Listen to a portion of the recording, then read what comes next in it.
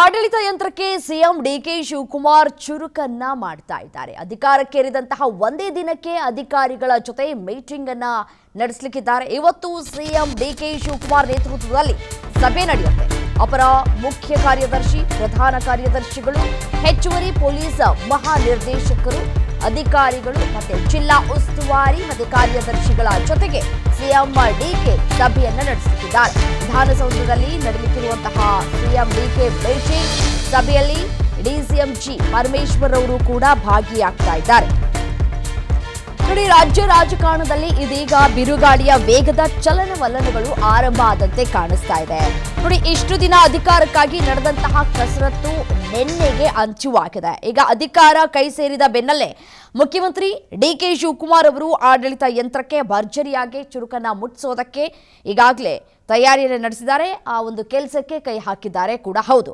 ಅಧಿಕಾರಕ್ಕೆ ಏರಿದಂತಹ ಕೇವಲ ಒಂದೇ ಒಂದು ದಿನಕ್ಕೆ ಡಿಕೆ ಶಿವಕುಮಾರ್ ಅವರು ರಾಜ್ಯದ ಉನ್ನತ ಅಧಿಕಾರಿಗಳ ಹೈವೋಲ್ಟೇಜ್ ಮೀಟಿಂಗ್ ಅನ್ನ ಕೂಡ ಕರೆದಿದ್ದಾರೆ. ಇವತ್ತು ಇಡೀ ರಾಜ್ಯದ ಕಣ್ಣು ವಿಧಾನಸೌಧದ ಮೇಲೆ ನೆಟ್ಟಿದೆ. ಯಾಕೆಂದ್ರೆ ಅಲ್ಲಿ ನವ ಮುಖ್ಯಮಂತ್ರಿಗಳ ಅಂದರೆ ನೂತನ ಮುಖ್ಯಮಂತ್ರಿಗಳ ನೇತೃತ್ವದಲ್ಲಿ ಅತ್ಯಂತ ಪ್ರಮುಖವಾದಂತಹ ಸಭೆ ನಡೀಲಿಕ್ಕಿದೆ.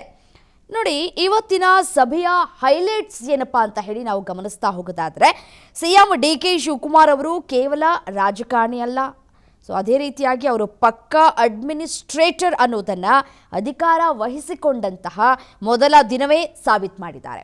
ವಿಧಾನಸೌಧದಲ್ಲಿ ನಡೆಯುವಂತಹ ಈ ಒಂದು ಮಹತ್ವದ ಸಭೆಯಲ್ಲಿ ರಾಜ್ಯ ಆಡಳಿತದ ಇಡೀ ಬ್ರೈನ್ ಹಾಗೂ ಮಸಲ್ ಪವರ್ ಒಂದೇ ಸೂರಿನ ಅಡಿ ಕೂತ್ಕೊಂಡಿದೆ.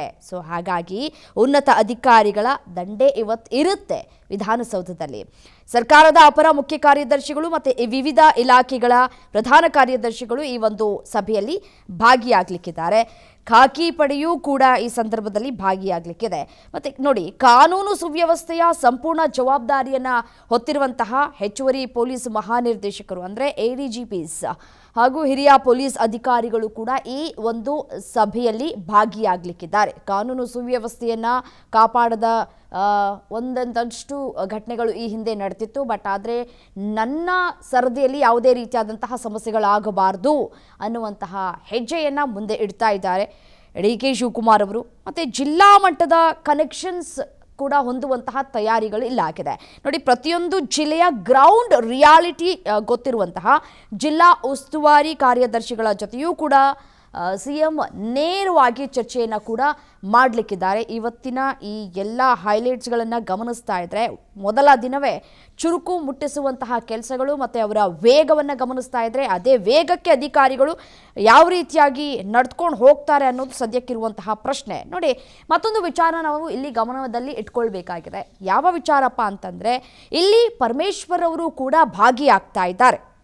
ಈ ಸಭೆಯಲ್ಲಿ ಕೇವಲ ಸಿಎಂ ಮಾತ್ರ ಅಲ್ಲ, ಪರಮೇಶ್ವರ್ ಅವರು ಕೂಡ ಭಾಗಿಯಾಗ್ತಾ ಇದ್ದಾರೆ. ಕೇವಲ ಅಧಿಕಾರಿಗಳ ಸಭೆಯಲ್ಲ, ಸರ್ಕಾರದಲ್ಲಿ ಸಿಎಂ ಮತ್ತು DCM ಇಬ್ಬರೂ ಕೂಡ ಒಟ್ಟಾಗಿ ಯಾವುದೇ ರೀತಿಯಾದಂತಹ ಗೊಂದಲಗಳನ್ನು ಸೃಷ್ಟಿ ಮಾಡದೆ ಆಡಳಿತವನ್ನು ನಾವು ನಡೆಸ್ತೀವಿ ಅನ್ನುವಂತಹ ಬಲವಾದಂತಹ ಸಂದೇಶವನ್ನು ಇಡೀ ಬ್ಯೂರೋಕ್ರಸಿಗೆ ಅವರು ರವಾನೆ ಮಾಡುವಂತಹ ಕೆಲಸವನ್ನು ಮಾಡ್ತಾ ಇದ್ದಾರೆ ಇಲ್ಲಿ. ಮತ್ತು ಪರಮೇಶ್ವರ್ ಅವರ ಈ ಆಡಳಿತಾತ್ಮಕ ಅನುಭವವನ್ನು ಬಳಸಿಕೊಂಡು ರಾಜ್ಯಕ್ಕೆ ಹೊಸ ದಿಕ್ಸೂಚಿಯನ್ನು ನೀಡುವಂತಹ ಲಕ್ಷಣಗಳು ಕಾಣಸಿಗ್ತಾ ಇದೆ.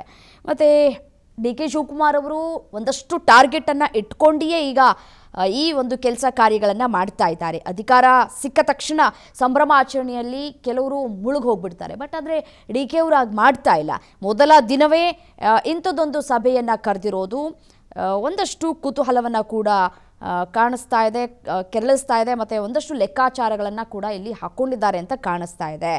ಮತ್ತು ನೋಡಿ, ಕಳೆದ ಕೆಲವು ತಿಂಗಳುಗಳಿಂದ ಚುನಾವಣಾ ಮೂಡ್ನಲ್ಲಿ ಇದ್ದಂತಹ ಆಡಳಿತ ಯಂತ್ರಕ್ಕೆ ಈಗ ಕೆಲಸದ ಸಮಯ ಆರಂಭ ಆಗಿದೆ. ಅಲರ್ಟ್ ಆಗಿರಿ ಅನ್ನುವಂತಹ ಎಚ್ಚರಿಕೆಯ ಗಂಟೆಯನ್ನು ಬಾರಿಸ್ತಾ ಇದ್ದಾರೆ ಸಿಎಂ ಡಿಕೆ ಶಿವಕುಮಾರ್ ಅವರು.